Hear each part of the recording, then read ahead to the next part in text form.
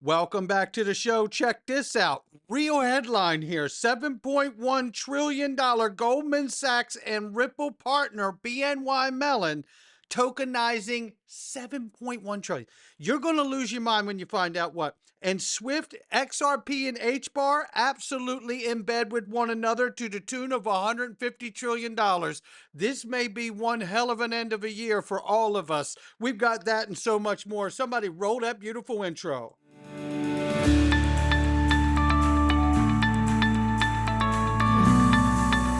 Digital Perspectives with Brad Kimes. Come on in.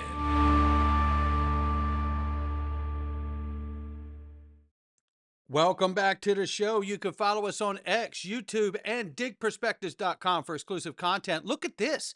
The market has jumped in the last half hour here.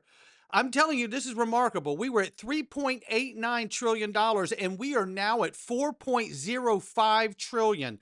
Hundreds and hundreds of billions of dollars worth of money has flowed back into this space, putting XRP back in the number 3 spot. We're 4.05 trillion for the crypto market cap. We're up 3.3%. Bitcoin 115,900 plus, Ethereum 4,600 plus. XRP $3.03. We were at 280 something when I covered the video this morning, and we're up 6.1% in the last hour. And it's less than that. It's in the last 30 minutes.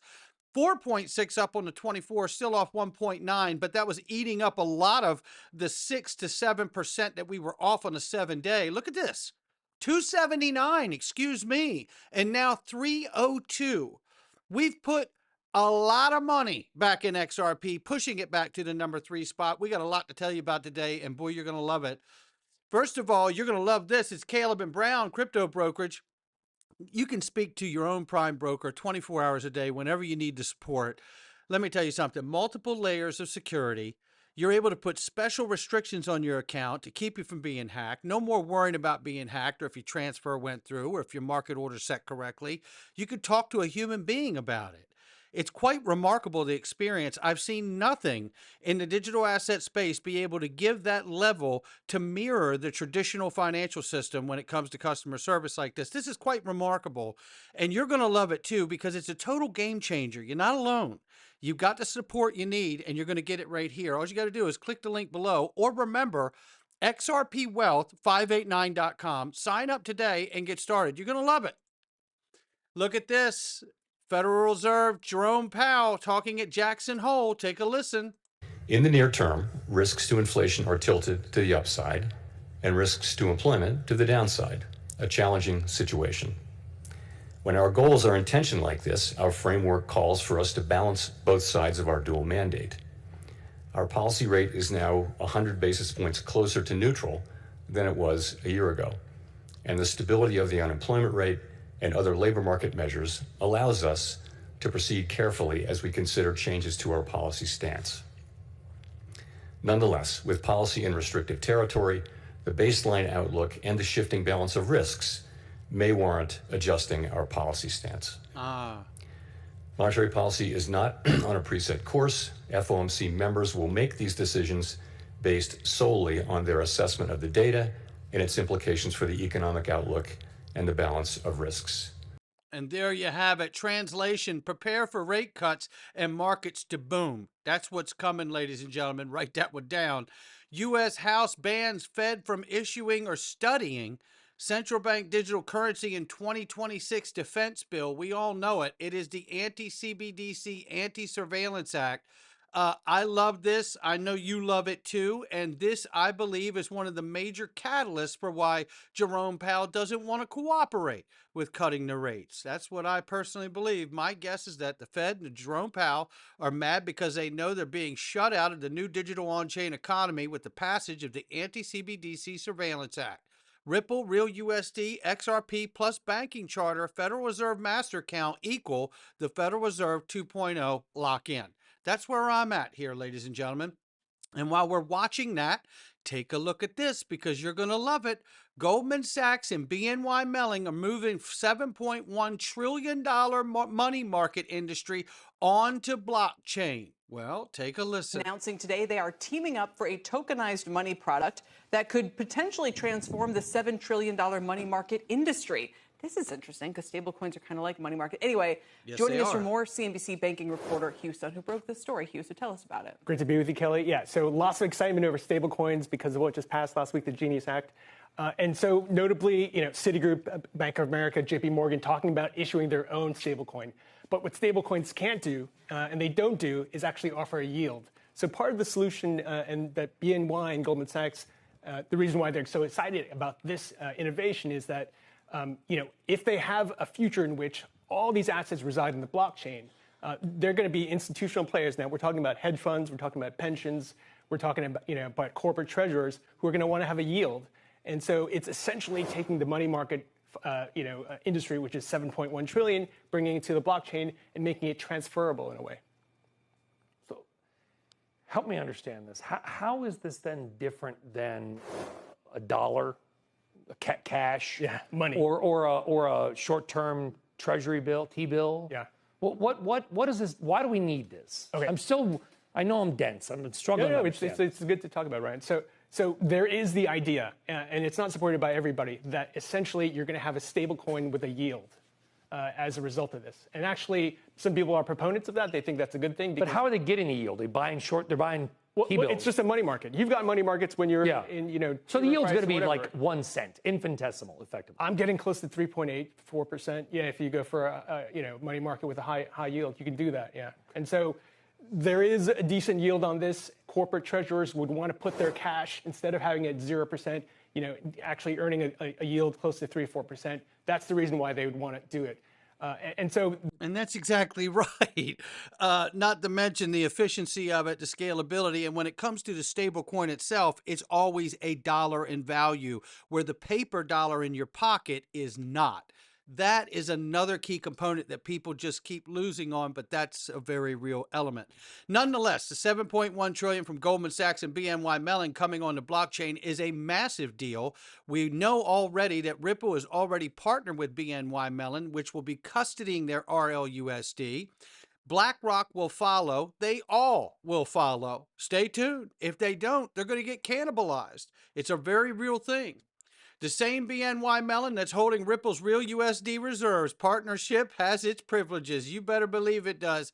Shout out to Chad Steingraber for that comment. And here we see bullish. Swiss investment bank UBS says overseas Chinese family offices are allocating around 5% of their portfolios into crypto. Well, this is interesting because, it was like 1 to 3% allocation was the talk back in the day. But now that we're getting closer to having all of this legislation and clarity, you see that number rising. And some are even saying, like Rick Edelman has said, you could even see the high-risk people want to go as much as a 40% allocation of crypto in their portfolios now that that is going to be allowed. This is going to lock up an enormous amount of liquidity. And it's going to be a good thing because it's going to put upward pressure on the price and then help stabilize prices for the assets that win. And I got to give a big shout out here. This is EZA. This is Phil Kwok right here. Him and his brother Dom have done an amazing job building the EZA app. And what is the EZA app? Well, take a listen to Phil break it down right here at Apex 25. But you can think of this as being the way that I think a couple of our users have really described EZA as being sort of like the app store for the blockchains. We help to bring the apps and the builders to build those. At the end of the day, the iPhone is only as valuable as the apps that run on it. I remember when I first got the first ever iPhone, that silver one, it was like the iPhone 2G that it came to be referred to afterwards. It was amazing, but it really only had a calculator app. I think there was a YouTube app, a Maps app, and then also some stupid apps like the Fart app and the beer app that you could pour beer, you could pretend like you're pouring beer into your mouth, but that was the limit, right? And we're still very much in that phase in Web3 at the moment. We're still in the sort of gimmicky phase. We have a couple of really cool use cases. We probably have the calculator app in the form of maybe stable coins. We have maybe the Maps app or whichever apps other they were, maybe some games as well. So some really, really core apps that build up all this infrastructure, but we need to get to that next level. We're still very much in the first innings of this complete revolution of this new crypto movement.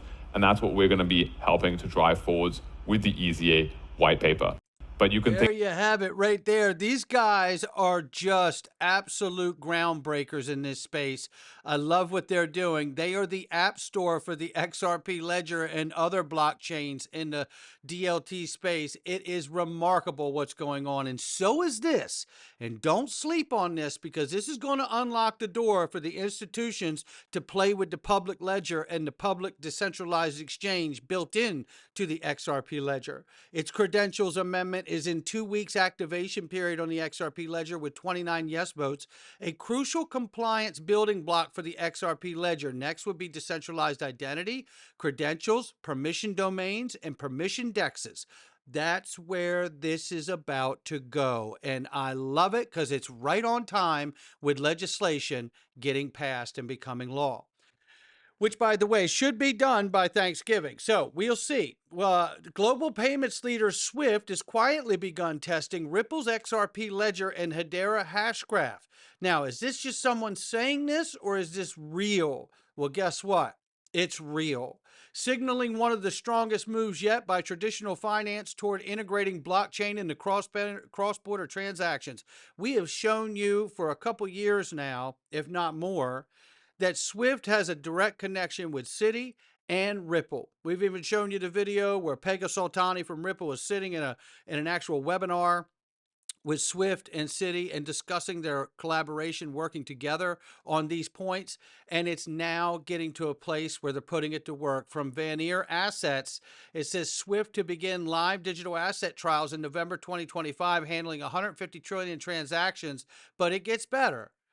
Because right here, why it matters, it says today most digital asset networks operate in isolation, limiting interaction with the traditional banking system. Swift aims to change that by acting as a central connector, allowing seamless transactions between banks using both fiat currencies and digital assets, which has always been speculated before now. This development could also benefit crypto-related payment networks such as XRP and HBAR, known for fast, low-cost transfers. It comes alongside Swift's ongoing transition to the ISO 20022 standard, which enhances the richness and usability of financial data across borders. This is where we are, and it is super exciting to me, and I know it is to a lot of you.